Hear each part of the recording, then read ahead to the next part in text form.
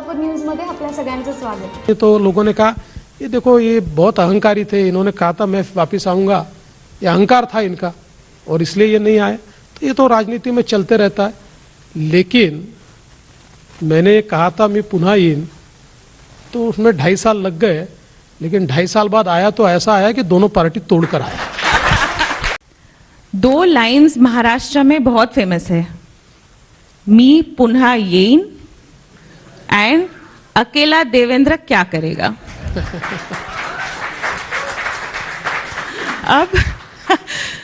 अब prime minister sir भी कल ही वो बोले कि मैं फिर से आऊंगा यहाँ, और दूसरा जो प्राइम मिनिस्टर बोलते हैं वो सब जानते हैं, जैसे कि I will show an exam, अब की बार।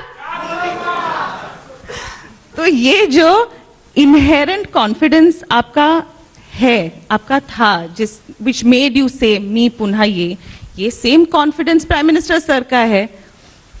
बट धोखा करके जब ऑपोजिशन ने गवर्नमेंट बनाई, आप आ भी गए, आप पुनः आ गए, लेकिन उन्होंने धोखा करके गवर्नमेंट बनाई। उस वक्त सर आपके क्रिटिक्स, उनकी इकोसिस्टम, उन्होंने बहुत मॉक किया। मेरा सवाल ये है, are you still confident and would you say me पुनः येईन अगेन?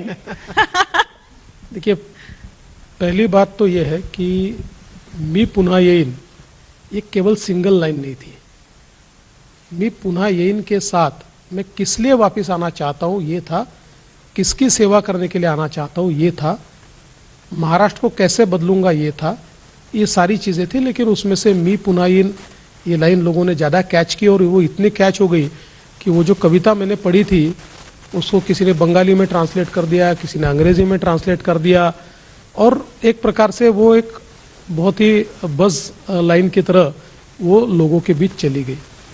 और लोगों ने हमको चुनकर भी दिया, और ये बात भी सही है कि केवल सत्ता के लिए, कुर्सी के लिए जब उद्धव जी ने हमारे पीठ में खंजर घोंपा, तो उसके बाद एक समय ऐसा भी रहा। क्या होता है कि हम लोग कहते हैं ना, नथिंग सक्सीड्स लाइक सक्सेस। तो हम जब चुनकर आए तो लोगों ने कहा देखो मी पुनः येईन कहा था, ये आ गए। सरकार नहीं बनी तो लोगों ने कहा ये देखो ये बहुत अहंकारी थे, इन्होंने कहा था मैं वापस आऊँगा, ये अहंकार था इनका और इसलिए ये नहीं आए।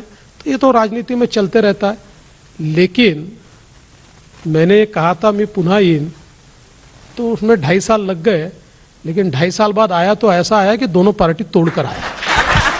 माझं सोलापूर न्यूज या यूट्यूब चॅनलला सबस्क्राईब करा आणि बेल आयकॉन प्रेस करायला विसरू नका।